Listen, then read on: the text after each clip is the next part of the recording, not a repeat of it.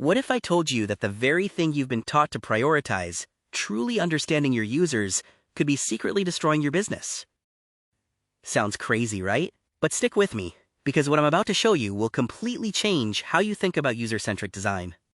This is the empathy paradox. Look, we've all been there.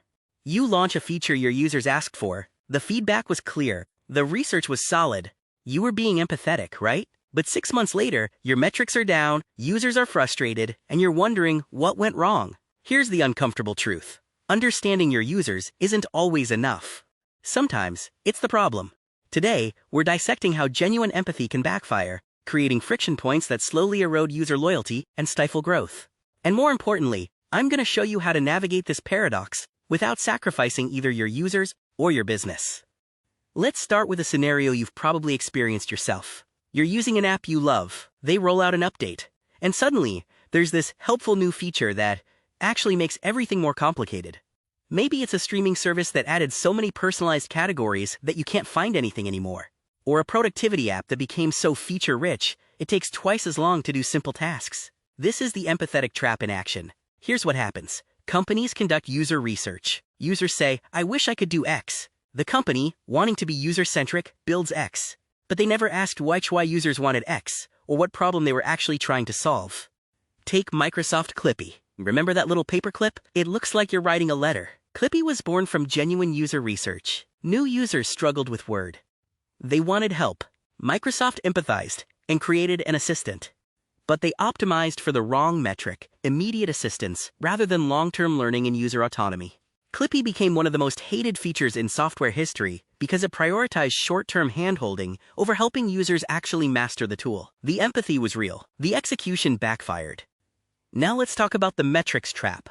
You know what's easy to measure? Clicks, conversions, immediate engagement. You know what's hard to measure? Trust, long-term satisfaction. The moment a user decides, I'm done with this. This is where empathy gets weaponized, often unintentionally. LinkedIn used to show you when someone viewed your profile. Users loved it. It felt transparent and empowering. But then LinkedIn realized they could gate this behind a premium subscription. The empathy was there. We know you want this information, but the business decision created a two-tier system, where basic transparency became a paid feature. They listened to what users wanted, then turned it into a revenue stream. Short-term, more subscriptions. Long-term, a growing sense that the platform is nickel and diming you for features that used to be standard. Here's the kicker. Their metrics probably looked great. Premium subscriptions up, engagement up. But how many users started trusting the platform less? That's not in the quarterly report. If you're starting to see this pattern in products you use, or worse, products you're building, hit that like button. Because what I'm about to show you next is where things get really problematic. Let me share a case study that perfectly illustrates how empathy can pave the road to user hell. You've probably noticed how smart feeds have gotten. Instagram, Facebook, TikTok, they all use algorithms to show you exactly what you want. This came from empathy. Users said they were overwhelmed by too much content. They wanted relevance. So platforms built increasingly sophisticated algorithms to personalize everything. Problem solved, right? Wrong. What actually happened? Users lost control. You can't see posts chronologically anymore. You miss content from people you actually care about. The algorithm decides what you see based on engagement, which often means outrage and drama. The platforms were so focused on solving the stated problem, too much content, that they created a worse problem, users feeling manipulated and trapped in echo chambers. The empathy was genuine. They listened to user feedback, but they optimized for the wrong solution. Or consider the delight trend. Companies adding animations, Easter eggs, playful copy, all to make experiences more human and enjoyable. Users said they wanted products that felt less corporate. Fair request. But then it spiraled. Every interaction became an opportunity to delight. Deleting an email? Here's a cute animation. Making a payment? Watch this confetti explosion.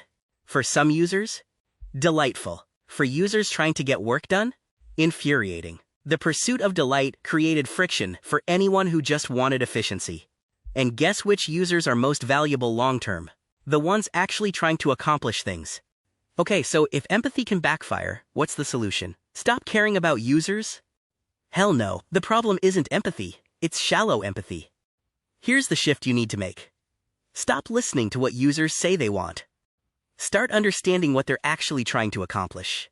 When a user says, "I want more features," they're not actually asking for complexity. They're trying to solve a problem. Your job is to figure out what that problem is. Clayton Christensen, the Harvard professor who pioneered this thinking, famously studied why people bought milkshakes. They didn't want milkshakes. They wanted something to make their morning commute less boring or to keep their kids quiet in the car. Same principle applies to digital products. When users ask for notifications, they might actually be trying to avoid missing important information. The empathetic solution isn't more notifications, it's better information architecture so they never worry about missing things in the first place. This requires a different kind of empathy. Not reactive empathy, you want it, we'll build it. But strategic empathy, I understand the underlying problem you're facing, and I'm going to solve it in a way that's sustainable for both of us. So how do you actually do this? Here are 3 frameworks I use to avoid the empathy paradox. Framework 1, the sustainability test. Before implementing user feedback, ask, if we do this, will it still work when we have 10x more users? 100x? If personalization requires an algorithm that will eventually feel manipulative, don't build it. Find another solution. Framework 2, distinguish between pain and preference. Users experiencing pain need solutions. Users expressing preferences might just need education or time to adapt. Pain, I can't figure out how to export my data. Preference, I wish the button was blue instead of green. One requires immediate action. The other might not be worth the engineering time. Framework 3, the second-order effect analysis. This is critical. Don't just ask, will users like this? Ask, what will users do once they have this? What behaviors will it encourage? What will the experience be in 6 months? That LinkedIn profile view feature, first-order effect, transparency. Second-order effect, surveillance culture and anxiety. Always think 2 steps ahead. Here's your action plan. 1. Audit your last 5 product decisions. For each one, write down, what did users say they wanted? What problem were they actually trying to solve? Did we solve the problem or just implement the request? 2. Look at your metrics. Are you measuring immediate satisfaction or long-term health? If you don't have metrics for trust, autonomy, and user empowerment, you're flying blind. 3. Create a second-order effects template for new features. Make your team think through the downstream consequences before they write a single line of code. Look, the empathy paradox isn't a reason to stop caring about users. It's a call to care about them more deeply. The companies that win long-term aren't the ones that give users everything they ask for. They're the ones that understand users well enough to sometimes tell them no, because they see a better solution. Real empathy means balancing user needs with business sustainability. It means having the courage to look past immediate feedback and design for the relationship you want in 5 years, not the metrics you want next quarter. It means creating products users love and businesses can sustain. Because at the end of the day, a business that fails can't serve anyone. And a user experience that's unsustainable will eventually collapse under its own weight. The sweet spot? That's where empathy fuels progress, not friction. If this changed how you think about user-centric design, smash that like button and subscribe for more content on building products that actually work. Drop a comment below. What's the most well-intentioned feature you've seen completely backfire? I read every comment, and I want to hear your stories. Thanks for watching. Now go build something that doesn't fall into the empathy trap.